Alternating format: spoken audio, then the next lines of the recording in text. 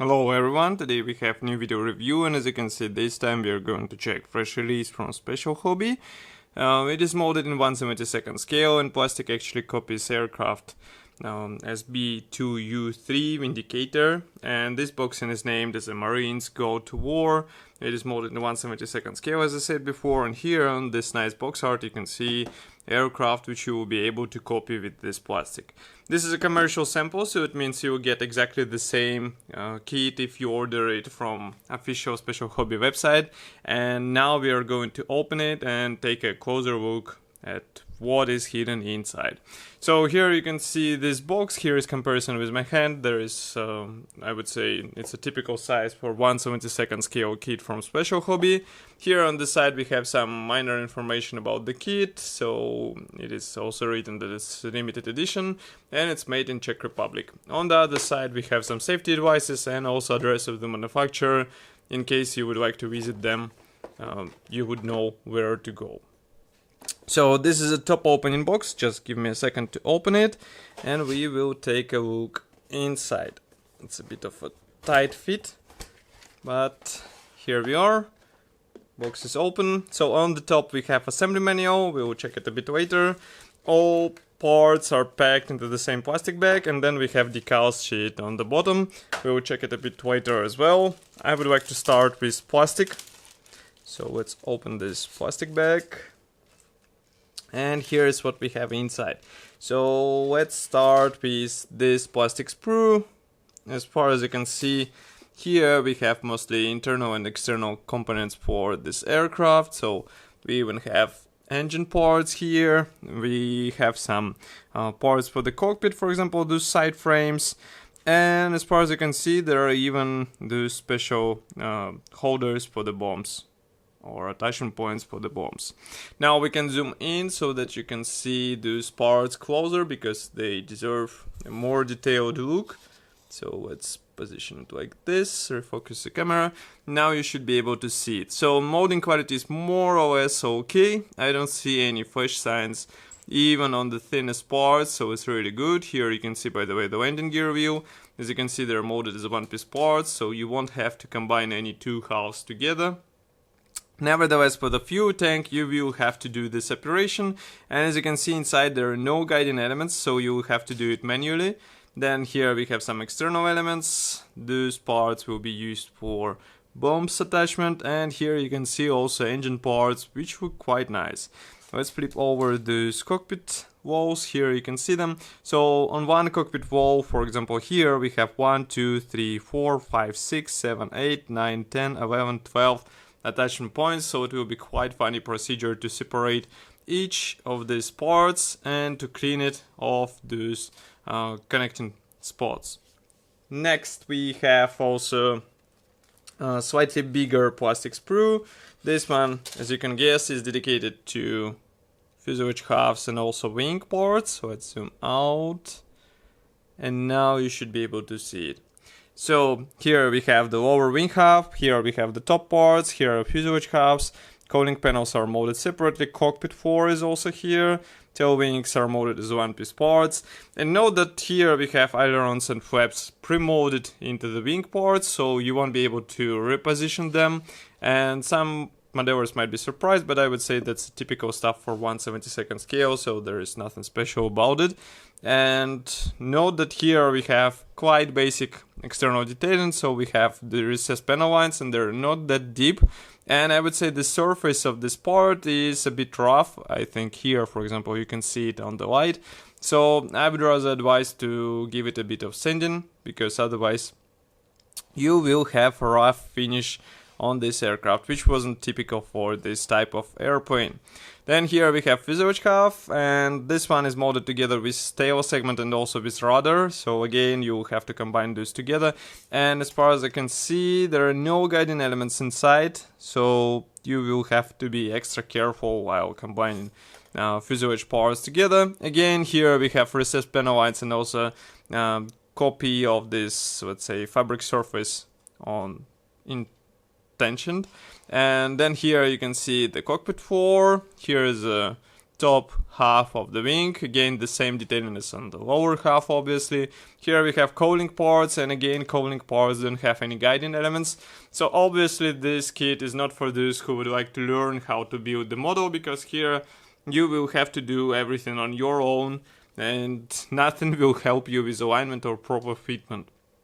Then here we have propeller. As you can see, it is molded as one piece part and placed on 2 attachment points. And that's pretty much all. With wing parts, we also don't have any guiding elements. We also have some pins, molding pins, which might be, let's say, extra here. You have to cut them off, or maybe they won't, let's say, cause any problems during assembly process. You will see. Then another interesting thing is about this dashboard. As you can see, it features some pre-molded dials, and then when we flip it over, we have those instrument dials or instrument bodies pre-molded on the rear side. I'm not sure if this will be visible on the finished model, but still quite a funny touch on such model. Next we have separate plastic bag. This one is dedicated to clear parts, and here we get a canopy part.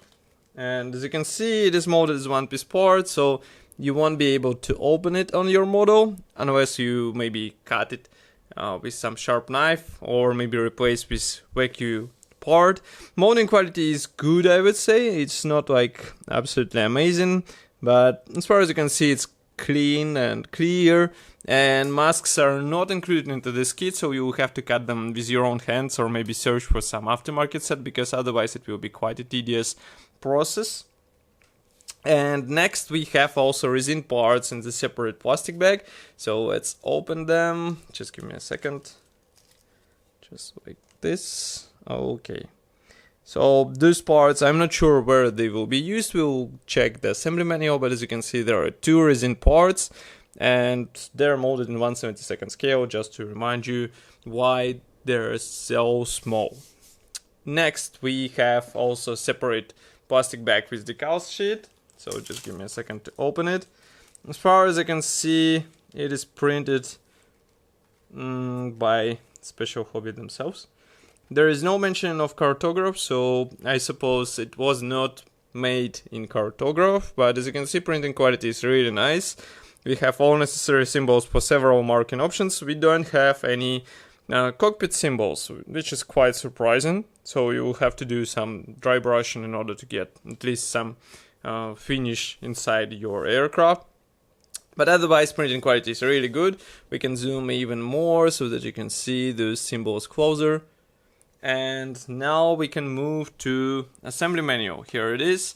As you remember, that was a small brochure with cover print and short history note on the first page. Here it is. It is printed in, this history note is printed in English and Czech languages. We also have technical specifications for the real aircraft. Here we have parts map, and assembly process starts with cockpit. So we get the cockpit floor, we assemble 2 seats, install the cockpit walls. So this was a machine gun, this resin part, as you remember here. And next we continue with middle section. We install the headrest for the pilot. Next comes the dashboard. And as far as you can see, we continue with engine. Then we assemble wing. We connect everything together, because as you remember, engine cowling will be separate as well. Here we install also tail wings, landing gear system.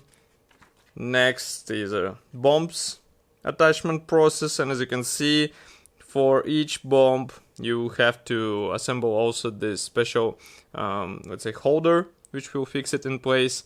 And you will have to drill holes in the wing because they are not pre-drilled, so you will have to do it with your own hands. Here we install propeller and canopy. Again, we install another, I guess it was target side, which was installed in the windscreen, and as you can see, you will have to drill the hole in order to install it. The same can be said about the pitot tube and also antenna, as far as you can see.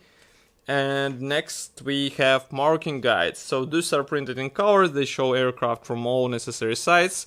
Paint numbers are given in Gunzi designations, and here you can see the first one. It comes from Midway Island, 4th of June 1942. This one comes from December 1940. It's the first production SB2U-3, which was also tested in float plane configuration. Then here we have two more.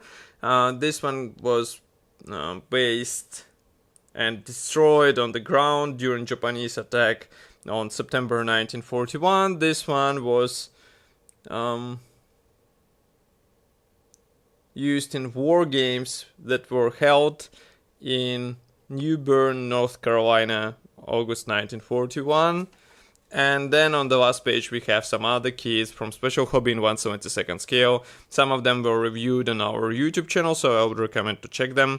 And as you can see, that's all the package which you get in one box. I would say it is quite impressive, but of course it will require some experience from you, because you won't be able to build a nice model without due experience with such kits, without any guiding elements, without any, let's say, pre-detailed parts.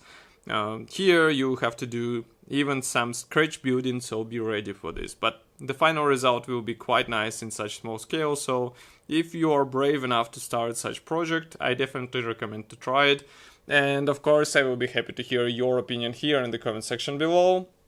If you like this video, don't forget to press the like button and subscribe to our YouTube channel. You can also support us financially by pressing the donate button on our website. And I will see you in the next video review as usual. Bye.